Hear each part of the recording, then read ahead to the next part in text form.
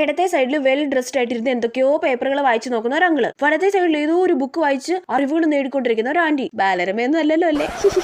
ഓ ഭയങ്കര ബോറിങ്. ഒരു കാര്യം ചെയ്യാം, കുറച്ച് സമയം റീൽസ് കാണാം. ഹെഡ്സെറ്റ് എടുത്തില്ലേ? ചേടാ, അല്ലെങ്കിൽ ഇങ്ങനെയുള്ള സന്ദർഭങ്ങളിൽ ഞാൻ ഹെഡ്സെറ്റ് എടുക്കാൻ മറക്കും. അതൊരു പ്രകൃതി നിയമമാണ്. തൽക്കാലം ഹെഡ്സെറ്റ് ഇല്ലാതെ റീൽസ് കാണാം. അയ്യോ, ഇതിൽ ഇത്ര സൗണ്ട് ഉണ്ടായിരുന്നോ? സൗണ്ട് കുറയ്ക്ക്. Sorry uncle, sorry aunty. Sound ഇല്ലാതെ റീൽസ് കാണാം. ഇപ്പോഴാണ് നീതുമോൾ എന്ന വിദഗ്ധയുടെ ആവശ്യം വരുന്നത്. റീൽസിൽ എന്താ പറയുന്നതെന്ന് അവരുടെ വായിൽ നോക്കി കണ്ടുപിടിച്ച് മനസ്സിലാക്കണം. ഇവൻ എന്തോ പാടുവാ. ഓ നെഞ്ചുക്കൾ പെയ്തിടും മാമഴ.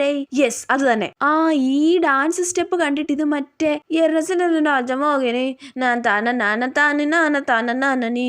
ഞാനൊരു സംഭവം തന്നെ.